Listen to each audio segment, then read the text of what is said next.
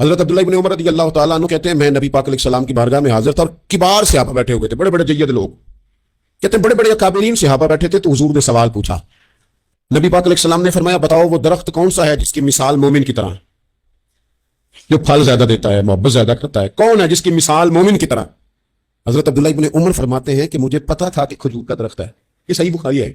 وہ دوستوں سننا بھلا میں کیا کہہ رہا ہوں، فرماتے ہیں مجھے پتا تھا کھجور کا درخت ہے، اور چونکہ ابو بکر صدیق بیٹھے تھے، چونکہ عمر فاروق بیٹھے تھے، چونکہ عثمان غنی بیٹھے تھے، چونکہ مولا علی بیٹھے تھے، چونکہ بڑے بڑے اکابرین بیٹھے تھے اور میں تھا بچہ۔ فرماتے ہیں جواب آتا بھی تھا تو میں نے اس لیے نہیں دیا کہ میرے باپ بیٹھے ہیں، میرے چچا بیٹھے، ان کے ہوتے ہوئے صلاح دوں، ان کے ہوتے ہوئے میں بات کروں۔ فرماتے ہیں میں نے بتایا نہیں، لیکن جب کسی نے نہ بتایا تو حضور نے خود فرمایا وہ کھجور کا درخت ہے۔ فرماتے ہیں میرے دل میں خیال آ گیا کہ میرے ذہن میں جو جواب تھا بالکل ٹھیک تھا، دیا کیوں نہیں، بتایا کیوں نہیں؟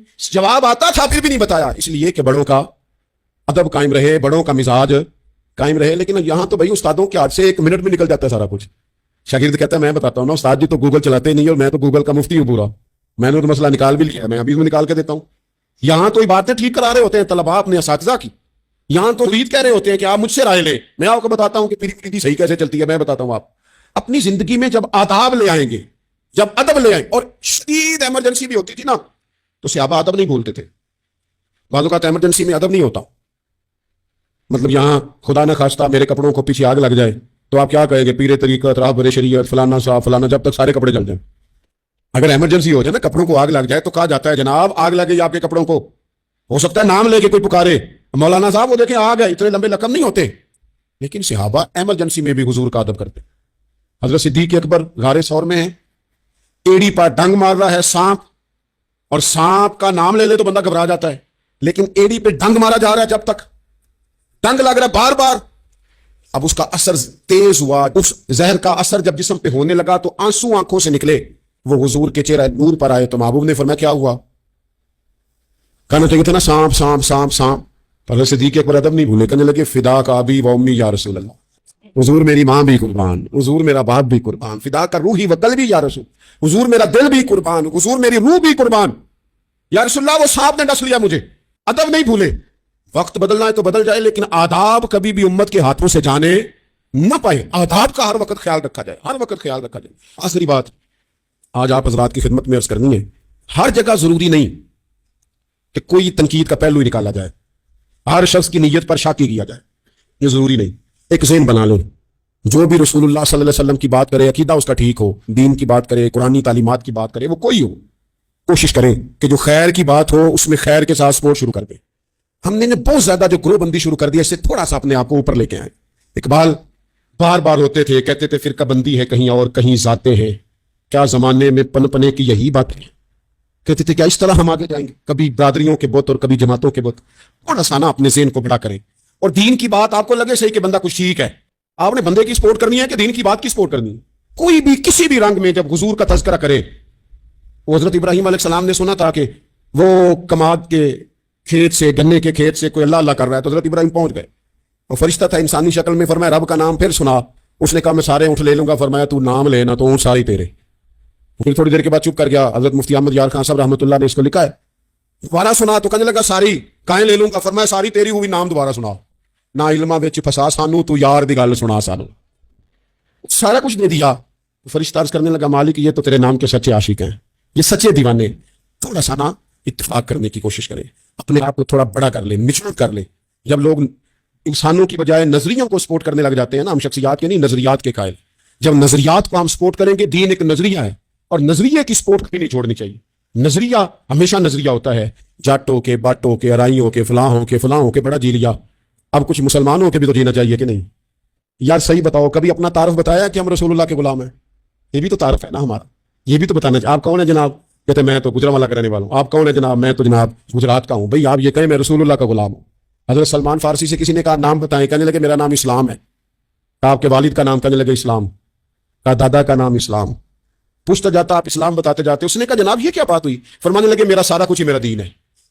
یہیں سے بات شروع ہوتی ہے اور یہیں پہ بات ختم ہوتی ہے۔ کچھ کبھی کبھی حضرت سفینہ ایک صحابی ہیں، جنگل میں رستہ بھول گئے تھے تو سامنے شیر آ گیا، تو شیر نے جب منہ کھولا تو پتہ ہے حضرت سفینہ کی زبان سے کیا نکلا؟ کہنے لگے او شیر ذرا خیال کرنا میں رسول اللہ کا غلام ہوں۔ اس مقام پہ بھی یہی نکل رہا ہے کہ میں نبی پاک کا غلام ہوں. ایمرجنسی میں بھی جب کہا میں حضور کا غلام ہوں تو شیر نے دو میں لانی شروع کر دی, قدم چومنے شروع کر دیے, شیر پیچھے ہٹ گیا. تو آپ کی زبانوں پر یہ بات جاری ہو کہ ہم نبی پاک صلی اللہ علیہ وسلم کے غلام ہیں. ادب ہمیشہ محبتوں کے فروغ کا سبب بنتا ہے. بے ادبی, بے باکی, اپنی زبان کا تیزی سے استعمال کرنا, یہ نفرتوں کا باعث بنتا ہے. ادب کرنے والے لوگ جو ہوتے ہیں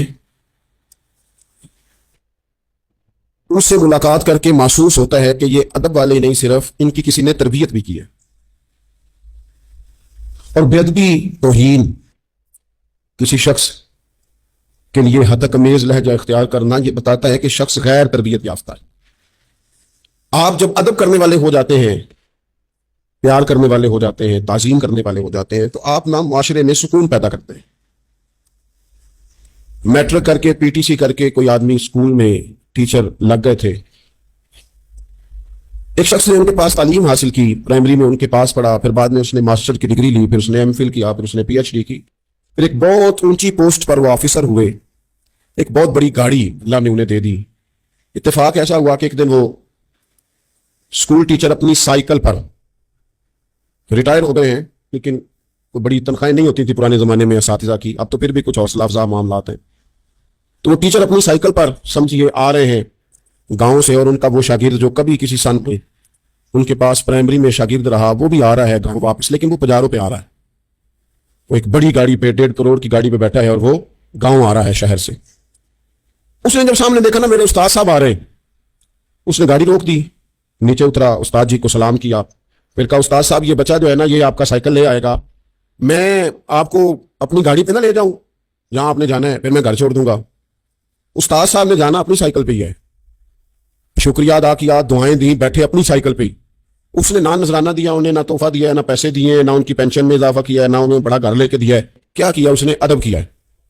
اس نے اپنے استاد کا احترام کیا ہے, اس نے ان کی تعظیم کی ہے. نتیجہ اس کا کیا نکلا کہ استاد صاحب جب دوبارہ اس سائیکل پہ بیٹھتے ہیں نا تو انہیں محسوس ہوتا ہے میرا سائیکل تو پجاروں سے مہنگا ہے, اس لیے کہ پجاروں والے تو اتر اتر کے سائیکل کو سلوٹ کر رہے ہیں. انہیں یہ فیل ہوتا ہے کہ یہ مہنگا ہے.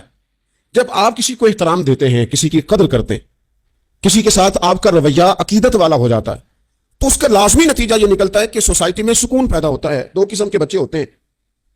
ایک بچہ وہ ہوتا ہے جس سے ماں باپ بات نہیں کرتے, کوئی کام نہیں بتاتے, کوئی گفتگو نہیں کرتے, وہ کہتے ہیں اس کو تمیز ہی نہیں ہے بات کرنے کی, پتہ ہی کوئی نہیں کیا کہہ دے گا. وہ بیٹا ہے, وہ ہو سکتا ہے اس کی وہ کسی کے سامنے شکایت نہ کرے, لیکن وہ اسے کوئی کام نہیں بتاتے. ایک بچہ ایسا ہوتا ہے جس پہ ماں باپ سارا ہی بوجھ رکھ دیتے, انہیں پتا ہوتا ہے کہ میں نے جو اس نے کہنا ہے وہ اس نے کر دینا ہے. اب وہ بچہ سکون دیتا ہے, ماں باپ اس کی وجہ سے اپنے دل میں راحت محسوس کرتے ہیں. ماں باپ بوڑھے تھے, بچہ گھر آ گیا, 2 رویے ہیں. آپ کو سمجھانے کے لیے 3 مثالیں عرض کر رہا ہوں. ماں باپ بوڑھے ہیں, گھر میں غریبی ہے, بچہ ڈیوٹی سے آیا ہے, ماں باپ اسے کوئی کام کہنا چاہ رہے تھے, دونوں نے منصوبہ بندی کی ہے اور لفظ جمع کیے ہیں, اپنی سادگی میں کچھ جملے تراشے ہیں. بیٹا جب آیا تو بڑے دھیمے لہجے میں کہا پتر ہمیں تیرے وسائل کا بھی پتا ہے, مسائل کا بھی پتا ہے, تنخواہ کتنی ہے ہم جانتے ہیں, خرچے کتنے ہم جانتے ہیں, لیکن پتر ہم بھی تیرے علاوہ کس کو کہیں, تیری بہن غریبنی کو 10-20 ہزار کی ضرورت پڑ گئی ہے تو مہربانی کر اس کے ساتھ. اور بڑے دبے لفظوں میں, ڈر کے, محتاج جملوں میں. بچہ تو ایسے ہوا جیسے پہلے سے تیار بیٹھا تھا, لاوا تھا, پھٹ گیا, کہنے لگا ابا جی آپ ہر وقت مجھے تکلیف ہی دیتے رہتے ہیں, اماں ہر وقت آپ کام بتاتی رہتی ہیں, بہن کو سمجھائیں نا آپ کہ میرے پہلے بڑے مسئلے ہیں, میں کہاں سے اسے پیسے دوں, آپ اسے کہیں. ماں باپ بیچارے ساری رات روتے رہتے ہیں, یار اس نے کیا کیا, نہ دیتا چلو وہ ڈھب سے جواب دے دیتا. ایک رویہ دوسرا ہے, بیٹا گھر آیا ہے, ماں باپ نے بات کی, کا پتر وہ تیری بہن کو ضرورت تھی اور ہم تیرے مسائل وسائل دونوں کو جانتے ہیں, دل نہیں کرتا تجھے کہنے کو, لیکن پھر ہم تو عمر کے اس حصے میں ہے کہ مزدوریاں نہیں کر سکتے, تجھے ہی کہنا ہے, تو اگر تو محسوس نہ کرے تو کچھ رقم کی ضرورت تھی. تو پتر اٹھ کے قریب بیٹھ گیا ماں باپ کے اور اس نے ہاتھ پکڑ کے باپ کا چوم کے کہا بچی مجھے آپ ڈر ڈر کے کام نہ بتایا کریں, آپ حکم کریں, میری جان بھی حاضر ہے. یہ 20,000 کی کیا بات ہوئی, آپ جتنے کہیں کہ میں بندوبست کروں گا. اور بہن کو بھی آپ یہ کہیں کہ وہ ڈرا نہ کرے, وہ اس گھر کے حصے دار ہے, یہ اس کا میکا ہے, یہاں تو فخر سے آ سکتی, ناز سے آ سکتی ہے. اسے کو جب آئے گی دروازہ کھلا ملے گا, جب آئے گی بھائی کی شفقت ملے گی. بہن نے بھائی پہ ناز نہیں کرنا تو کس پہ کرنا ہے. روئیں گے اس کے ماں باپ بھی ساری رات ہی, پر دعائیں دیتے روئیں گے, روئیں گے, ان کا بھی تکیہ بھیگ جائے گا, پر ساتھ وہ یہ کہیں گے یا اللہ اس طرح کی اولاد صاحب کو عطا کرنا, یا اللہ دیکھنا اس بیٹے کو کبھی تیز ہوا نہ لگے. آپ جب بے ادبی کرتے ہیں تو تکلیف ہوتی ہے, اور جب ادب کرتے ہیں, جب آپ اکرام کرتے ہیں, جب آپ کے لہجے کے اندر خوبصورتی ہوتی ہے. میں سیکھنے والا ہر جگہ سے سیکھتا ہے نا. ایک دکاندار سے میں نے ایک بات سیکھی. ایک دن میں طالب علم کو بتا رہا تھا, آپ کو بھی عرض کرتا ہوں. دکاندار سے ایک میں نے بات سیکھی. ایک صاحب دکاندار کے پاس آئے تو کوئی چیز مانگی, تو اس صاحب نے وہ چیز دکھائی تو کہنے لگے تسی ردی رکھ دو, جو کچھ بھی رکھ دو, سب تو نکما تواڈے کول ہی ہوندا ہے, ہر شے بری تم سے ہی ملتی ہے. اور چہرے کے اثرات بھی اس طرح کے تھے کہ سامنے والا لاڑی پڑے. اور وہ دکاندار ہنس پڑا, اور اس نے ہنس کے بڑے خوبصورت انداز میں کہا, یہ لینا دینا تے مقدراں دا ہے, بولو تے ٹھیک نہ, وہ لینا دینا تے نصیباں دا ہے, بولی تے ٹھیک کرو, تھوڑی بولی نہیں ٹھیک. تو وہ شخص نا تھوڑا سا صحیح بولی تو اسے نہیں کی, لیکن وہ تھوڑا سا نا اس پہ اثر ہوا. اس کے چہرے پہ ایک نہ ماننے والی شرمندگی بھی ہوتی ہے. بندہ شرمندہ ہوتا ہے پر ماننے کو تیار ہے. ایک نہ ماننے والی شرمندگی چہرے پہ آئی. تو آپ جب ادب کے دائروں میں رہتے ہیں, جب آپ کا تعین اس طرح کا آپ اپنی زندگی میں طے کرتے ہیں کہ میں نے بے ادب نہیں ہونا, اور سامنے والے کا لہجہ بے ادبی والا ہو بھی تو نہیں ہونا, تو پھر آپ کچھ اور بن جاتے ہیں. میرے رسول پاک صلی اللہ علیہ وسلم نے ادب کی تلقین ان لفظوں میں کی کہ اس تلقین میں تاکید بڑی پائی جاتی ہے. اللہ کے حبیب نے فرمایا, جو چھوٹے پہ شفقت نہ کرے اور بڑے کا اکرام نہ کرے, اس کی سزا کیا بیان کی؟ فرمایا, من لم یرحم صغیرنا ولم یؤکر کبیرنا, جو رحم نہ کرے ہمارے صغیر پر, اکرام نہ کرے ہمارے کبیر کا, ہمارے بڑے کا, اس کی سزا کیا ہے؟ فرمایا, فلیس منا, وہ ہم میں سے ہے ہی نہیں, ہمارے میں سے نہیں ہے وہ. اس نے جو ادب کا خاص حسن ہمارے دین نے دیا ہے, جب اس نے فالو ہی نہیں کیا تو پھر وہ ہم میں سے. اور ادب سے مراد صرف خوشامد کرنا نہیں ہوتا. بعض لوگ سمجھتے ہیں کہ ٹھیک ٹھاک خوشامد کرو تو ادب والے ہیں ہم, اور بعض لوگوں کو خوشامد کا نشہ بھی لگا ہوا ہوتا ہے, تو خوشامد اچھی کریں تو وہ بھی کہتے ہیں بندہ بڑا با ادب ہے. میں اکثر کہتا ہوں ہاتھ چومنا بھی ادب نہیں. ادب تو یہ ہے کہ آپ کسی کا جب بھی ذکر کریں خیر کے ساتھ ہی کریں. آپ جب بھی کسی کے بارے میں آپ بات کریں تو آپ کے رویے سے ادب چھلکے. خالی جھک جانا تو یہ تو بھائی مطلب کے لیے بھی بعض اوقات ہو جاتا ہے, اس کی کوئی ضرورت نہیں, کوئی اس کی حاجت نہیں. بہت سارے لوگ ایسے ہیں جنہوں نے ہمارے کبھی ہاتھ نہیں چومے, لیکن ہمیں صحیح طرح پتا ہے کہ جو کہیں وہ مانتے ہیں. میرا ہاتھ کا بوسہ لینا اور میرا جناب سلوٹ کرنا اور سامنے آنا تو کہنا بلے بلے, اس سے بعضوں کا تکلف پیدا ہوتا ہے, مزاج کے اندر بعضوں کا شدت پیدا ہوتی ہے. اس کی ضرورت نہیں ہوتی. ادب ہمیشہ, اور ادب کے بڑے دائرے ہیں. اب صحیح بخاری میں حدیث ہے, استادوں کے مقابلے میں مسئلہ نہیں بتانا چاہیے, یہ بھی ادب ہے. آتا بھی ہو تو نہیں بتانا, بڑے بیٹھے ہو تو کسی کو نصیحت نہیں کرنی چاہیے, یہ بھی ادب ہے. صوفیاء تو یہاں تک فرماتے ہیں کہ شیخ بیٹھا ہو تو تسبیح نہ چلاؤ, وہ تمہیں نصیحت کر رہا ہے, تم تسبیح چلا رہے ہو, تم اسے بتانا چاہ رہے ہو کہ میں تو نیک آدمی ہوں, تو باتیں کر رہے ہو میں اللہ اللہ کر رہا ہوں. ادب کے جو معیار دین نے طے کیے ہیں ان کو آپ دیکھیں. اپنے بزرگوں کے سامنے آپ کو مسئلہ آتا بھی ہے تو نہ بتائیں, آپ ادب کا ماحول بنائیں. آپ کی طبیعت ادب والی ہو, ذوق ادب والا ہو, مزاج ادب والا ہو.